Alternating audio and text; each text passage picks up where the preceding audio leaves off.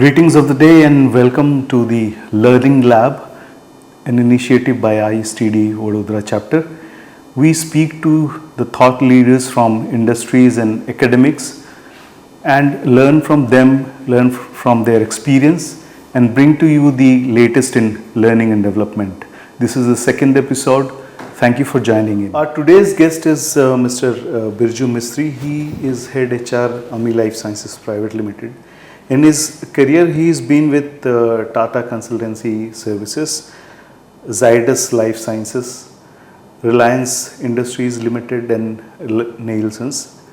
He is a passionate leader in L&D space. He is a coach and I understand he is a continuous learner as well. So welcome Mr. Mistry to this conversation. Thank you Mr. Amit, pleasure. Thank you. We call this podcast the Learning Lab.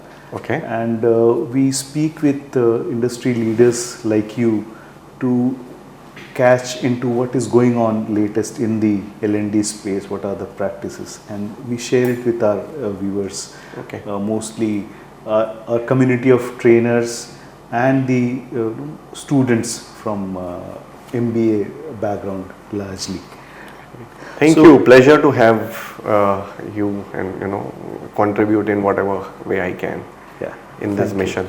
Yeah. Pleasure. Thank you. So to start with, I would like to understand how you got into HR. What inspired you to take a profession of HR? I can feel and there would be a very good story behind it. Right, so there is a story indeed. I come from a kind of working middle class family, and where education is a very core to our values, right? So the day we become kind of matured, our parents, the family, society in general will say, okay, you have to kind of study well, and God was kind, so I was good in studies. So I got into engineering after my 12th, did my electrical engineering and did well. But during that journey of engineering, I actually felt that my passion is more towards management, and that's where I kind of, after completion of my engineering, I went into management MBA education. And I was very clear that I want to get into finance, because engineering finance is something which I kind of felt. But I think turnaround, or there are some things which are meant to be. So I think I kind of, first time, and being in engineering, I didn't know that there is a field called human resource management. Okay. Or personnel management, that it was called during that time, or HRD some companies used to call it. So I kind of went through this subject called HRM in my first semester of MBA. And that's where I felt it looks interesting and it looks very exciting, because I think that was the time when this profession was setting up kind of some footsteps in India. Right. And from a pure play admin function and coordination function, it was, I think, also getting into some strategic management space. So I then started exploring about this. I met a lot of CHROs during that time of all the kind of established organizations in around Baroda and in Gujarat. And at the end of first year, when we have to we have to then select the specialization in second year of MBA. So that's where I think I went into HRM, and that's where this journey kind of started. So apparently didn't plan to be in HR, but somehow kind of got to know about it and felt that is what I am extremely passionate about, because in fact it also matched with my purpose of somehow helping people kind of optimize their potential. And this was one field which kind of was in a way kind of facilitating this purpose. So I think that is where it started. And then kind of during various assignments, various companies that I was associated with, I think it kind of maneuvered and kind of went through the grind of of experience and exposure and hard work, and that is what kind of brings me here today. Yeah, yeah. Next, what is coming to my mind is, every individual, every leader has a typical style of leading their people. They function, in their own unique way. So we would like to know what is your style of leadership and how it is working for you. So, putting aside conventional leadership theories, I think I am a very strong believer that I'm a learner leader. And when you say learner leader, what I mean by it is that the way things are changing, way kind of complexities are kind of creeping in the business. I think you need to be at the top of your learning game, and in fact I have been a very, very strong proponent of learning agility being the one of the most important kind of skills or competency a leader would now need to have. Yes. So I think my style, if I were to kind of put it in a simple word, I think it's you to learn every day, and when we say learning, you need to be very open, you need to be humble. You can learn. So I kind of have a lot of young HR professionals working in my team. Right. And apparently there are days when I kind of tell them to kind of come and tell me about what's happening in the world, and in a way being a little open in terms of learning knowing what's happening, and then doing my own self study whenever I pick up a point or a concept or two.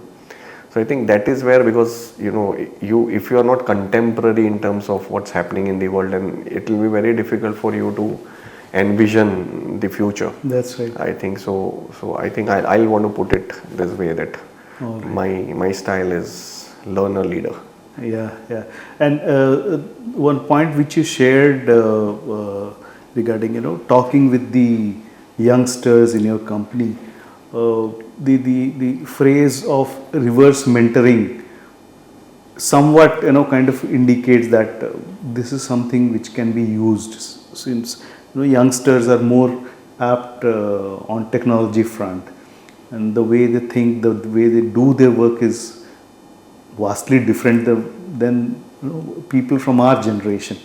So from that perspective, probably we can associate and pick up certain things from that. Amit, it's right in saying reverse mentoring, but when we say reverse mentoring is more formal, and which is I really feel that reverse mentoring, or whatever name you want to call it, is the way forward, because what our generation kind of went through is a very conventional induction in industry, that these are do's and these are don'ts. Right. This is what our seniors have done, and this is the road ahead.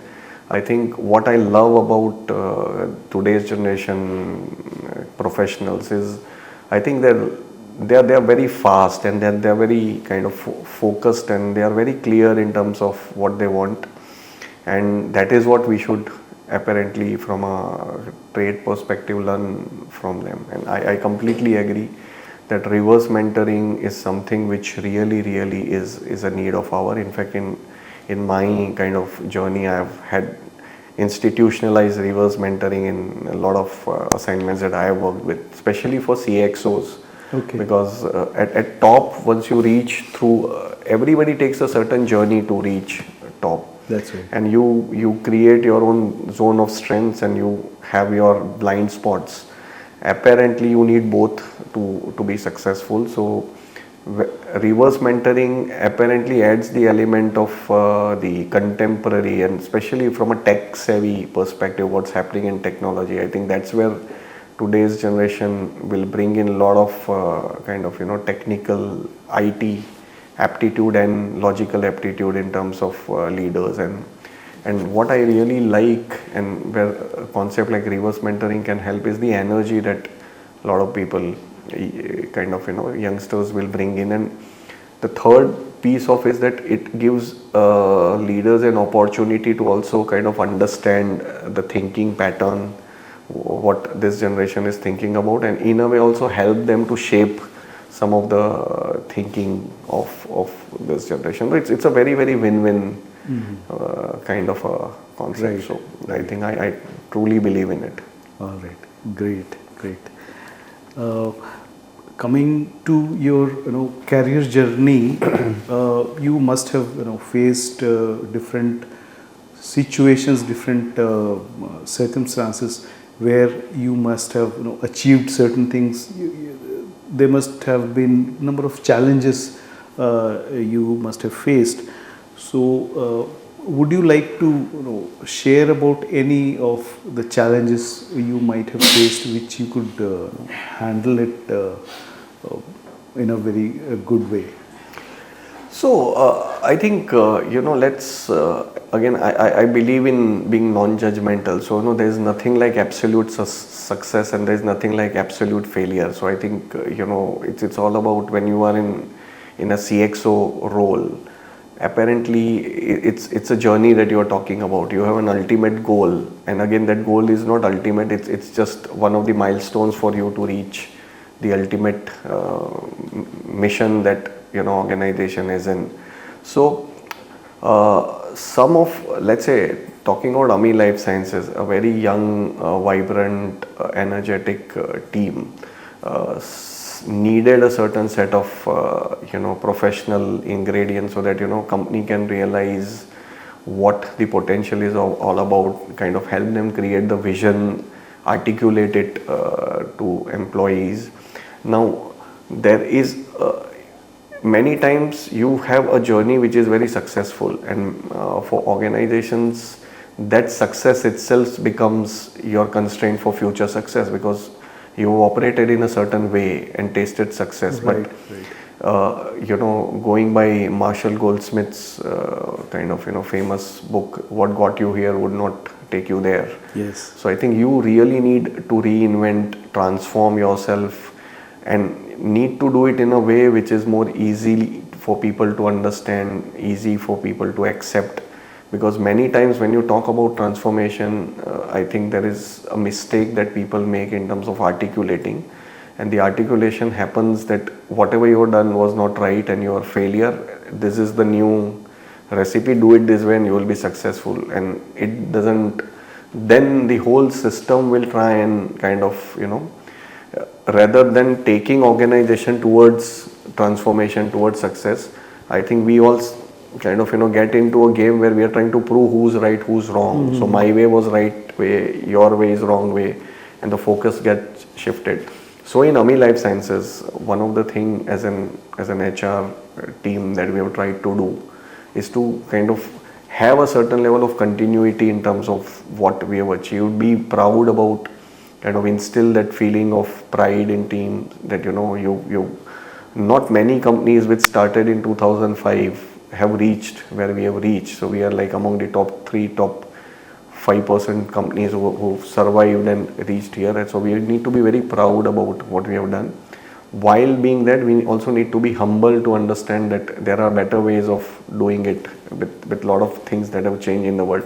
So whole articulation of this message, mm-hmm. the whole articulation of this kind of cultural change that we are talking about is something which I feel so far so good in last couple of years that we have ventured into this journey. While this has happened on a broad way, there are also some glitches that happen. There are some interventions which go wrong, and you basically, so initially we wanted to go very fast, and then we understood that there's a legacy of couple of decades. You just can't transform an organization. You need to be bit more understanding, bit more patience. You also need to understand how team as a whole will respond to some of the interventions, and how do you then help them in that journey. I think we have had our own kind of glitches. You may put it some failures, but I think we all have that ecosystem. We have that kind of platform where we engage, where we discuss, and then we kind of take it up. So that's the reason when you ask me this question, first thing I said that in any such kind of game, there are no absolute success, there are no that's absolute right. failures. That's I think it's more transient in that sense, where you kind of keep on calibrating, keep on kind of understanding, rerouting your kind of journey based on so it's like Google Map. So when you start from destination A to reach destination B, you take a route, but then suddenly Google will say that there's traffic jam or there is a diversion. So you need to be flexible enough to reroute your journey or maneuver your journey in a way that you end up. So that is where kind of, from a learning and development, the real input comes in creating that team kind of, capabilities where they are able to absorb some of the kind of, the new things. You also try and bring in a certain value system where they are proud of what they have done. You also kind of help them that Life Sciences was a pure play generics player, and in last couple of months we have upgraded our game. Now we are kind of getting into regulated markets. So when I say regulated markets, it's US, Europe, Japan, Korea, Brazil, which are like markets where you really need to compete on quality and compliance. Right. Also, not only on innovation and cost and kind of supply chain effectiveness. So we have upgraded our game, and apparently a lot of training inputs have gone into at a 3 level. So one is at an organization level where you articulate the whole mission, the whole new game, the whole expectation. At a team level where each team will be expected to kind of will be subset of the organization goals. So where you actually help team articulate what is expected, how the change will impact. And a third level at an individual level whereby each individual has different way of learning, has different needs. So you are also trying to customize the whole L&D piece at an individual level and not just stay at a lot of organizations stay at a group and department level but do not focus on. So it's like saying that I organize a training on Excel skill for everybody. Now in that Excel skills, you'll have somebody who's actually a master kind of user and somebody who doesn't even know. Now one trainer teaching kind of doing training for both is not that effective because somebody who knows it may not actually see value in terms of his or her time investment, whereas somebody who's at a basic level will feel it's too high. So I think you try and kind of customize it. We have tried using e-learning for an individual level, help people enroll for courses, engage with them to understand what are your needs. So I think that's the way I'll kind of define. So I really don't want to put a tag on success or failure on anything that we have done. I think as I told you, it's all about learning and maneuvering. Ultimately, when the history will get written for the organization, we will know whether we were successful or we were not. But currently we are all in the ground playing it out and not giving up in that sense. Right. In fact, the next thing which was coming into my mind was there any learning from this journey, but you have already kind of elaborated in a very nice manner that the L&D objectives you took it down from the corporate level, department level to the individual level and then customizing it for the different individuals. That is being very specific. And when you were talking about in the journey making changes, understanding things, how it is going, how things are responding, when it just came into my mind the grow model where when you after goal you look for that options, and that's sort of came into my mind that it is similar kind of a thing which we do in the organization as well. Wonderful. So next, since you have spoke about the L&D and the messaging for the corporate which you have worked on and changed things in it, is there something more which you would like to share about the L&D piece for the pharmaceutical space with reference to Life Science and your earlier experience as So well? I think I'll just get a bit macro when it comes to, let's say pharmaceutical industry. So let's look at global positioning or global opportunities that are kind of awaits Indian pharmaceutical industry. COVID was kind of a kind of showcase for the world to see how kind of capable Indian pharmaceutical industry is all about, right? And we were also in some of the forums, India was also called global pharmacy of the world, right? So I think there are opportunities with macro level challenges of supply chain from China, whereas close to 85% of APIs, the key ingredient in any medicine, is sourced from China or originates from China. I think there are challenges. Government is trying to push kind of make in India, and kind of China plus one is also kind of spoken around in various forum. I think where we really need to focus is on couple of things. One is we really need to improve quality orientation of Indian workforce. We are a very innovative jugadu kind of society, and I'm talking in terms of positivity or positive elements of this, but the flip side of being kind of too innovative, too creative at an operating level is that pharmaceutical manufacturing needs you to follow SOP to the H. Yes. And SOPs are kind of subset of the guidelines that each regulator has That's right.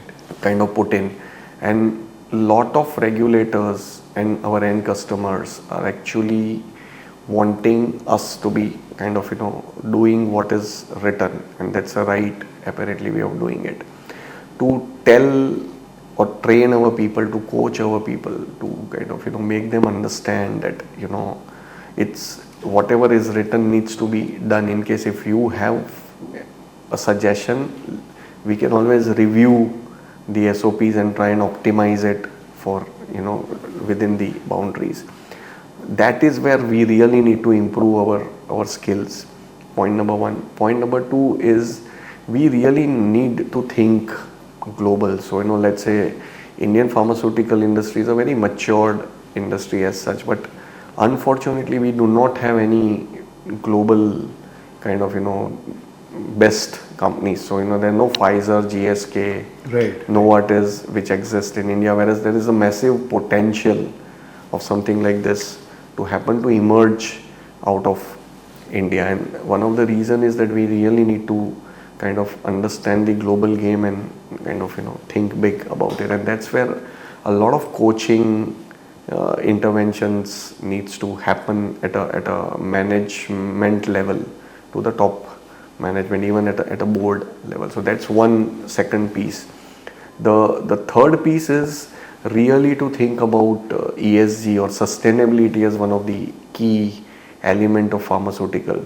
I think as we go along, I think ESG, and specifically the sustainability piece in ESG is an indicator of sustainability, but I think we really need to get into cleaner way of manufacturing. We really need to get into cleaner way of kind of or a sustainable way of kind of conducting our business practices, because one bad day, if you are kind of not too much concerned about sustainability, can all put off a lot of things that you've done. And secondly, it also kind of the global positioning and branding also gets impacted. Yes. So we are into a very, very noble business where we impact the health of society. I think we also now need to get into kind of ensuring that the health of Earth, Mother Earth, is also kind of ensured. Right. And that, I think, so lot of training, skill building interventions across levels or different type is needed in broadly this couple of spaces where we really need to ensure that we do what we kind of are supposed to do. We are sustainable in terms of our business practices and training around it. And third is about envisioning and kind of thinking big and kind of putting in that vision into game.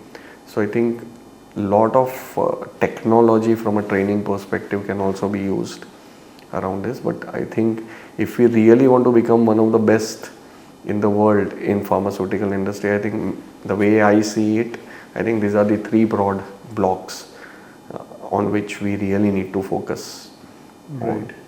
Right. Uh, One question which is coming into my mind when we talk about giants in the pharma industries like Pfizer and all those, GSK, uh, where do you see the gap in Indian companies and say the GSKs and Novartis in terms of our standard of quality, or what is it? I think, see, the advantage that they have, or especially the big players have, is that they very, again, I have not followed this company's life journey, but just taking a logical guess is, I think, and what I know of them is that I think they are on a very high in terms of innovation. I think they've put in their basic research, they've put in a lot of efforts to kind of ensure that there are a lot of resources, best minds, and when I say resources, it's not only money, but from a team.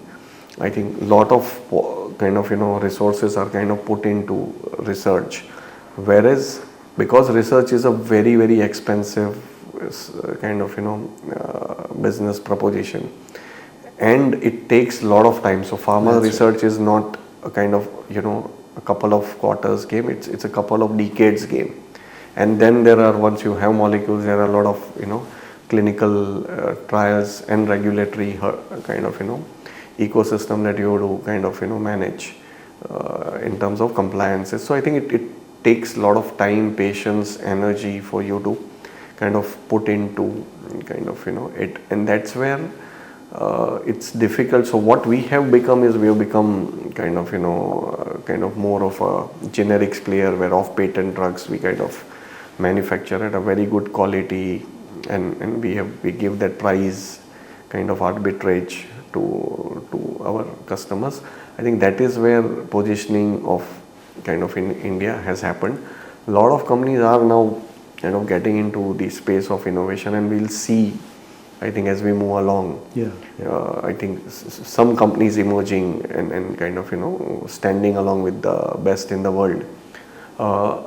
One more piece which we really need to focus on to play the innovation game is that the grassroots innovation in pharma can happen in the institutes, and we really need to empower our institutes with respect to giving them that projects, giving them that vision, giving them that kind of resource support, because we have people resource in institutes, but we don't have other resources. It can be kind of instruments, it can be that vision, what's happening, helping them kind of travel the world, seeing what the best are doing, so that they can bring some of the ideas and kind of try and kind of replicate it in the lab, and then kind of try it out. So I think we really need to focus on the education system, where research becomes a part of the whole education system.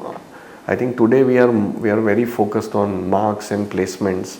I think we really need to change that focus. And again, there are exceptions in this whole game.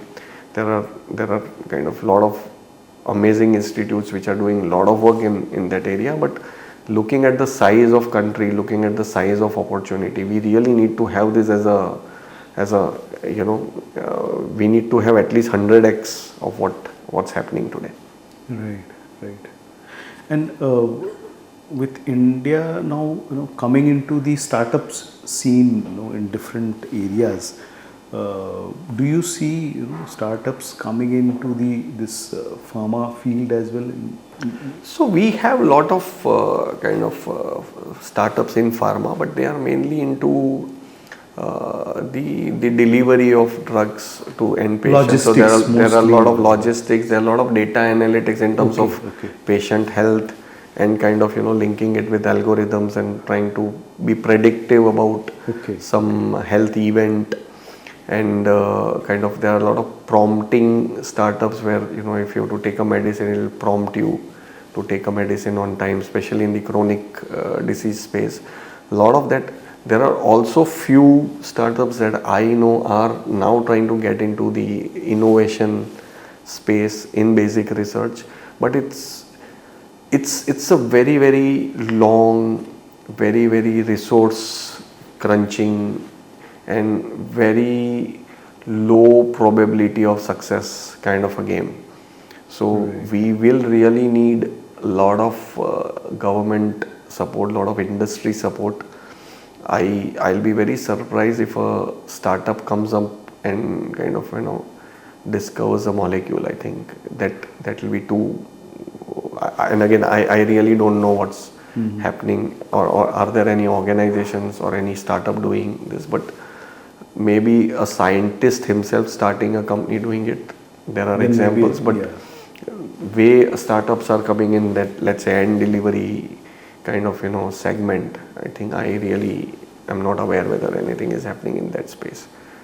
So I guess India being a IT powerhouse, maybe people have kind of got into this part of the manufacturing or part of the pharma business, and this might have came naturally to startup maybe. Yeah. No, there is scope. So we are a 1.4 billion people, and to take healthcare to the last mile has a lot of opportunities of improvement. So having startup in this segment is really good. At least the treatment will reach the last kind of person in the hierarchy, or last mile connectivity will happen.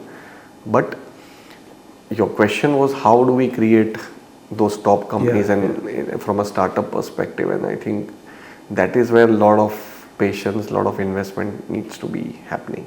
Right. And coming back to the L&D space, over the time, how do you see the L&D challenges for the HR? How has it been changing over the years? So if I give you a kind of simile or a synergy kind of an example. So when I started my career, and if I see the transition in that sense, I think L&D was more call people, deliver a training without knowing what people want, whether there is an effectiveness of what you are doing, and ultimately why have you done this training. I think it was more, we did so many trainings, so many participants and total man hours. So mostly focusing on numbers. In an ISO kind of compliance era, I think the mandate was 2 man-days training was mandatory per person. I think if I remember vaguely, 2 or 3 man-days a year. And the focus was on to ensure that we are in compliance to kind of 2, 3, 4 days of mandatory training, rather than being kind of more concerned or more focused on the quality and impact. What has now happened is, because training is an expensive kind of investment in a way, and a lot of companies are now seeing learning and development as one of the core investments that you make for the sustainable future of the organization or drive business growth. I think there is a very positive shift. Today, whenever we do training, there is a lot of analytics that gets used in terms of who needs what training. There is also focus on the delivery mechanism. So do we really need to do a classroom training? Would somebody be able to do it online through self-learning mode? Do we really need in kind of experiential training where we have to kind of take somebody into and give a certain level of experience? Right. Reverse mentoring is what you spoke about. I think there are a lot of mechanisms, a lot of kind of ways in which training is, and a lot of focus is also on the outcome of training. So when I started, Kirkpatrick effectiveness model was just a chapter in our L&D, and today I think in most of the forum that we talk about, or we kind of are part of, we really talk about what has been the outcome of a training, and when an outcome is important, suddenly you will see that a lot of focus will come on the delivery, designing, execution part. So I think I see a lot of shift in terms of L&D taking a center stage in an organization. At least in my organization, whenever there are discussions with chairman about people issues, 40 to 50% time is kind of utilized in terms of learning and development, capability building, skill enhancement, cultural change through kind of imparting interventional training to Right.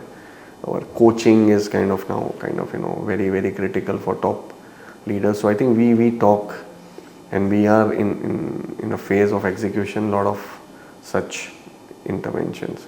So L&D is space to be in today. I think a lot of exciting things are happening. Right, right.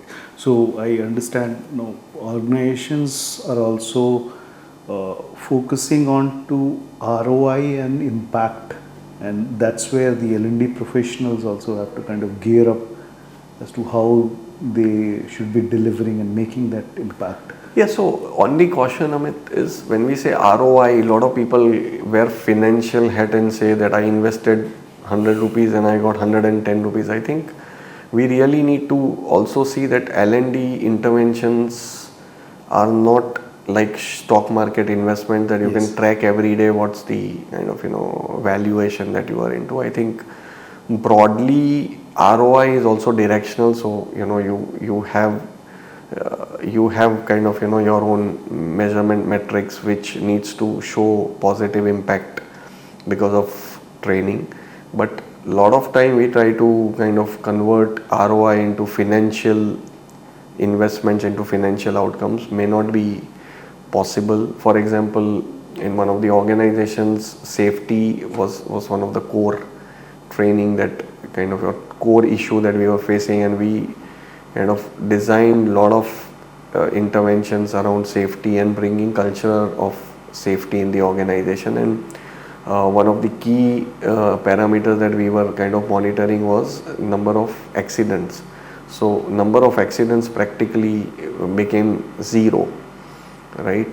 So in one of the discussions we were just trying to see that we invested so much money and accidents have gone down, and last year we kind of lost so much money because of accidents. So this is ROI, and apparently not a right way of looking at it, because your accident going down itself is an ROI. You don't try and kind of, there are areas in which you can kind of, let's say if they are customer kind of related or sales related training, you can actually see that training has in a way also helped you in driving a certain level of sales or certain level of cost. But apparently try and do an ROI in terms of money in everything, you just need to be caution. You need to be very clear. ROI can also be Intangible. kind of intangible or tangible, but in a not monetary sense. Yes. Right. So and I think what is most important is the impact piece. The level 4 is where it is extremely, because you should see as a driver of some of the initiatives what has impact it has made on the organization. Right. And it may be tangible, intangible, measurable, not measurable many times, but you should see. It's like saying cultural change. Now, when you're doing interventions for transformation or cultural change, which are like, very kind of broad in terms of your outcome, you will not be able to see cultural change every day. But if you take time, and after 2 years when you see, you would actually be able to see change. And that is what impact is. But if you say every month I'm going to measure culture or I'm going to do a dipstick, I think you may not be kind of be able to measure. So I think what I kind of insist all the time is that any interventions when you launch or when you kind of design for L&D, ensure that you are very clear in terms of your project, why you are doing it, what are you going to do, how are you going to do, and how are you going to measure the outcome, and do it before you start the initiative, rather than after the third stage when you executed, then you look around, okay, let's go and find out what has changed. I think if you start with the end in mind, you will be Yeah. able to design better interventions. That's and right. you will be able to be very, you would also know as an organization, as a head of, let's say, learning and development, that whether there is an impact or there is not an impact, and try and use data, a lot of data available, try and ensure that you are able to capture data at all the critical inputs, because many times, in absence of you not planning or not being clear about the impact, you would forget monitoring and measuring data, which you at the end will feel that if you would have measured and monitored, we would have actually seen the impact. So start with the end in mind and be very clear in terms of it make. So at least in my role, whenever I will launch an initiative, I've had a kind of a document prepared in terms of why, what, how, when, all the elements of this interventions cleared. Because era of one day training of any topic is over. I think training is more like and well-being, or going to gym every day for many months, many kind of days, and then ultimately seeing an impact in your overall well-being. That's right. Rather than being go to gym one day, you do everything, come back next day, nothing changes. Yes, yes. Right. So I think L&D should be looked at in terms of series of inputs, series of interventions leading you towards the ultimate goal that you have. True, true. Very, very, very nicely put. And since you spoke about coaching, how have you, seen the coaching shaping the leadership or impacting the business in a positive way? See, just to give you a bit of backdrop, let's say 20 years back, when somebody gets into, let's say, a top CXO role, things were very kind of, clear that this is the way company has operated for few decades. This is the formula of success. And somebody would reach the CXO level having filtered kind of, the talent through various kind of, levels in the organization. So at the end of the day, you used to get CXOs who are very kind of in sync with the culture of the organization, or in sync with the thinking of the organization. Talk today, I think a lot of companies, because India has grown so fast, I think we didn't have time to kind of, build talent. We had to buy talent. So we had to buy CXOs who had a lot of external experiences and exposures which company needed today, whereas in-house talent, however he or she was good, didn't have that level of experience and exposure for them to kind of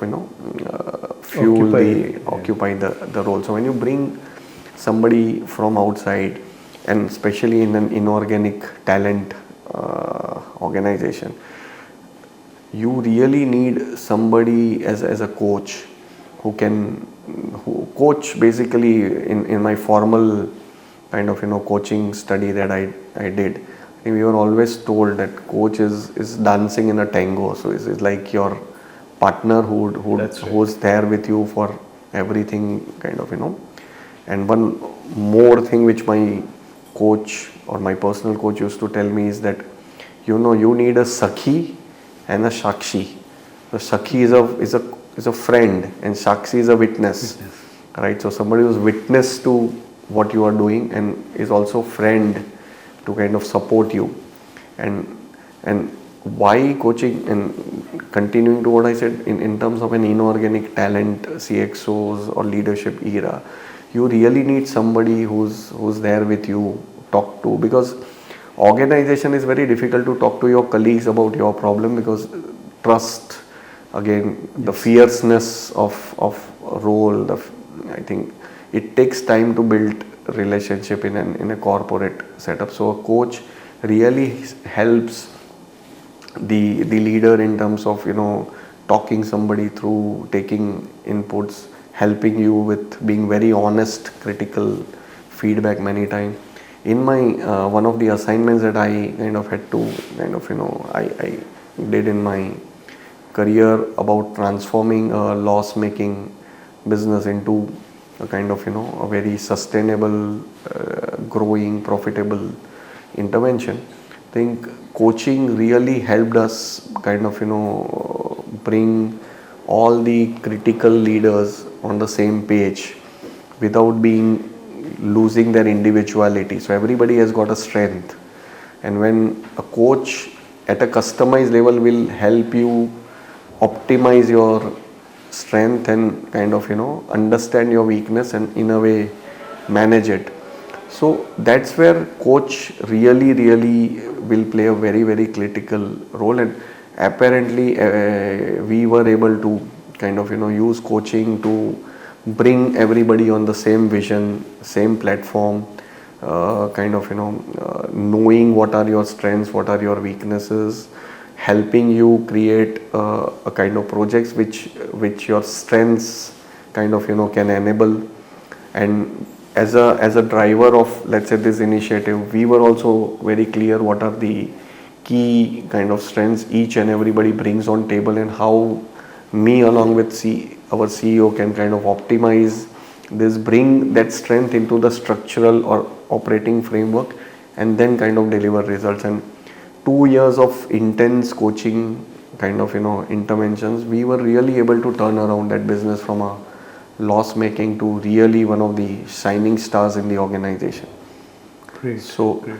I am a very strong believer that coaching and executive coaching at an individual level is something whose time has really come in India, and somehow we are underutilizing that piece. I think we really need to focus, and I call all the chief learning officers to kind of look into this and try and get executive coaching. It can be group coaching, individual coaching better, because it gives you that safety net. That's it.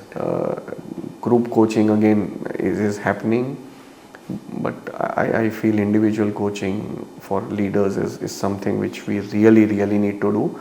With so much disruptions that are happening in the world, I think a lot of leaders have not seen, let's say COVID, nobody had been exposed to a crisis of that order. How do you expect a leader to fall back upon somebody? Right. Who would he or she ask? Who would she kind of reach out to seek help? It is you are there and you have to manage. So coaching really prepares you for something like this, and kind of instills a certain level of kind of confidence in you to kind of helps you drive it. And let's say AI kind of disruption that we are kind of all foreseeing happening. Yeah. Now this is new. How would we have a CEO who has seen disruption? Like nobody has seen it. Yes. So you need to get experience, and you also need to take your team along. So that's the challenge. Right. And that's where executive coaching really would help somebody be kind of ready and kind of be confident enough to navigate this. Right. Now coming to my last question, since a lot of my viewers are students, what advice or guidance you would like to give to the leaders, budding leaders from the HR fraternity who are going to join the industry in a short time? What would you say to them? So I think everybody is unique. So know what is your game plan, how do you want to play your game. Couple of not advice, but couple of things which I tell my team is, there is no shortcut to success. I think people use smart work and hard work as mutually opposite. I think both are same. Today you need to work very hard but smart. Both are same. And focused hard work is smart work. So I think just ensure that you have to put in lot of hard work to create space for yourself. Follow your passion. I think today is an amazing time. I think when we came into industry was very conventional, that you study this, you do this job, and you are here, and this is the way you can grow. I think today, if you have an idea, if you have passion, if you are convinced about your idea, you can do everything and anything, but be clear in terms of what you want to do. Talking specifically about HR, I think this is the best time ever to be in HR, because I think resources are available, technology is available, information is available.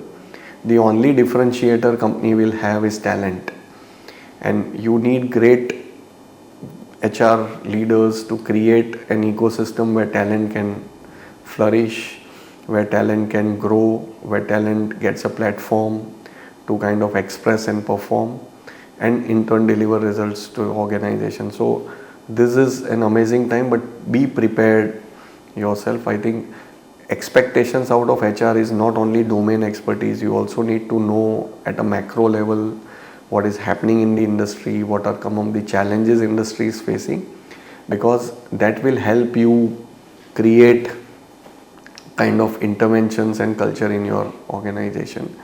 And I think days are not far, when we started in industry 2 decades back, I think a lot of things, HR will never get seat at the table, or HR will never get into board.